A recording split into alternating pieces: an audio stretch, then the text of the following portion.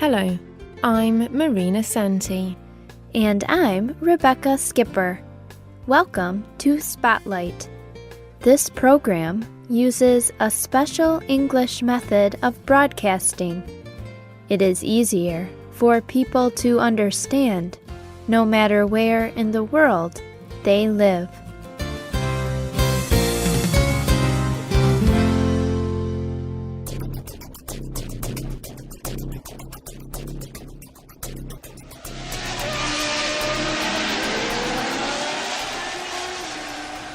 Welcome to the world of motorcycles. These two-wheeled machines can reach speeds of up to 300 kilometers an hour. The people who ride them need many skills. They need strength to control the motorcycle. They need courage to ride as fast as they can. And they need brains to know how to beat the other riders. Winners of a motorcycle race receive lots of money. This is a world for rich and famous people.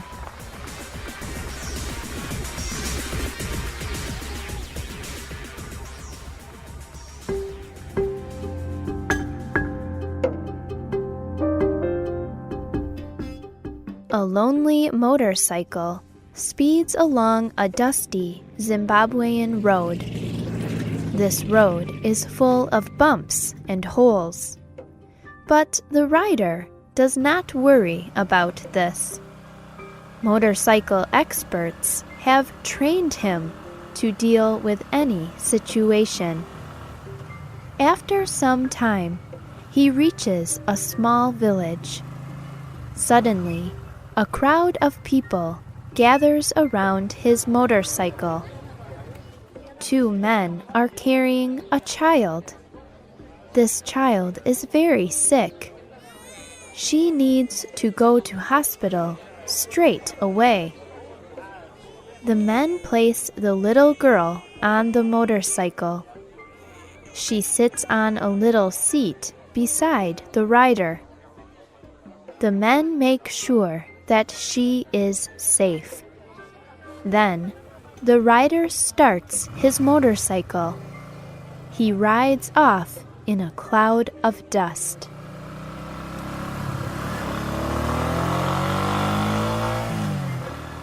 What link is there between the world of motorcycle racing and small villages in Africa? Former motorcycle racer Randy Mamola explained. I was one of the best motorcycle riders in the world during the 1980s. I knew that I was lucky. I was making a lot of money, and I was doing something that I loved, riding motorcycles. Not everybody has that chance in life, and so I wanted to give something back. I raised a lot of money. I gave it to aid agencies in Africa. They were able to help many children with it, but I felt that I could do more. Randy Mamola's interest in motorcycles helped him to understand something. Africa had transport problems, especially in country areas, and the vehicles that were on the road were often in poor condition. This affected people's lives in many ways, but most importantly, it affected their health. Randy Mamola says, What happens when people in far-away communities need aid? Health workers have the knowledge and medicine to help them. But what if these health workers cannot get to the village? Then that knowledge and medicine is of no use at all.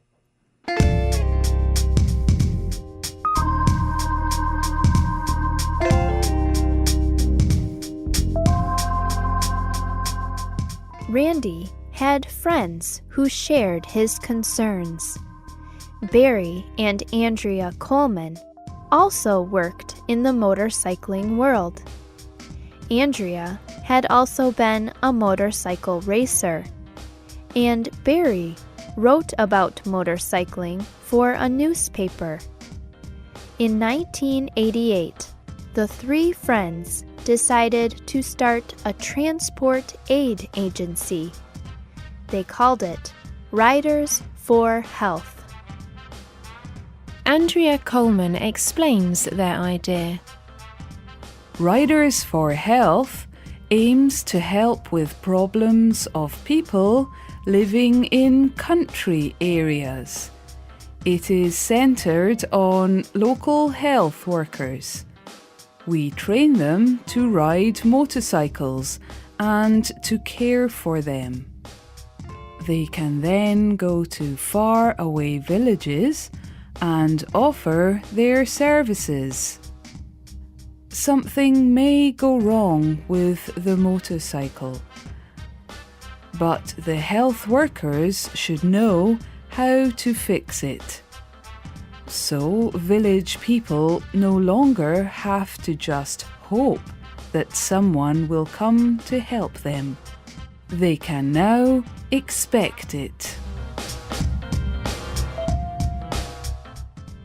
Riders for Health started in Zimbabwe.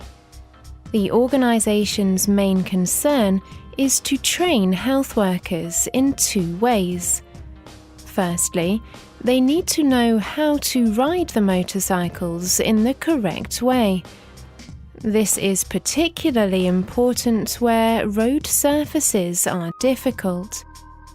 Secondly, health workers need to know how to deal with any possible motorcycle problems. Riders for Health also has a system in place to help the workers keep their motorcycles in good condition. This plan has worked very well in Zimbabwe. In fact, Riders for Health is now responsible for all the motorcycles belonging to its Ministry of Health. And now, Riders for Health has projects in 5 African countries. Riders for Health has also developed a special motorcycle for carrying sick patients to hospital. This motorcycle is called Uhuru. Uhuru is the Swahili word for freedom. The motorcycle has thick tires, so the rider can drive off-road. It has a sidecar. This is really a seat with an extra wheel. It is fixed to the side of the motorcycle. It can carry a sick person. The motorcycle can also pull a wheeled box behind it. The box can hold necessary supplies such as medicine or fuel. The Uhuru motorcycle has brought freedom to many individuals and communities. Alex Matsika lives in Maroa village in Zimbabwe. He told his story. One day, I was working in my field. Suddenly, I felt a pain under my left eye. I could hear a buzzing noise near my head. A large cloud of bees was attacking me. I was very afraid. I tried to run away, but it was too late. The bees stung me all over my body. I was in so much pain. I cried out. Then I fell to the ground. The next thing I remember is waking up in the hospital 25 kilometers away. How had I got there? The village people explained it to me. When I cried out, some people heard me. So they ran to call the Uhuru motorcycle rider. She drove me to the hospital as quickly as she could. I owe my life to the Uhuru. Through it, God saved my life.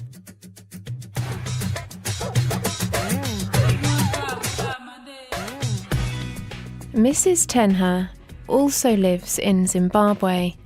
For her, the Uhuru is an economic lifeline.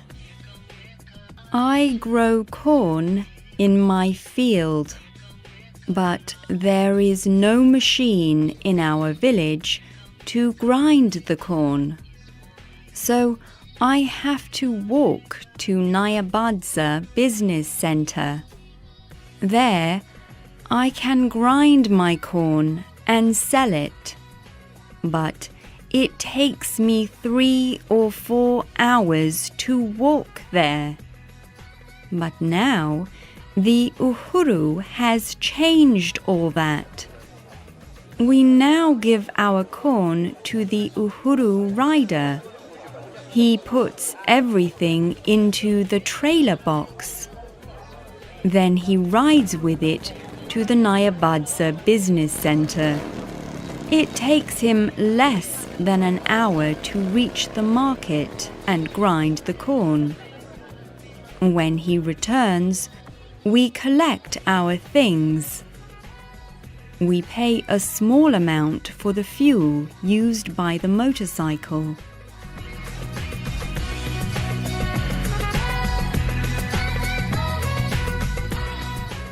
Aid agencies agree that Riders for Health is saving people's lives. Pamela Hartigan is chief of one such agency, the Schwab Foundation. She said, "Giving money to find a cure for diseases is good, but if you cannot get the medicine to people, then it is no use. Riders for Health is such a simple idea. It works so well. It is easy to see how many lives it has saved, and it can work anywhere."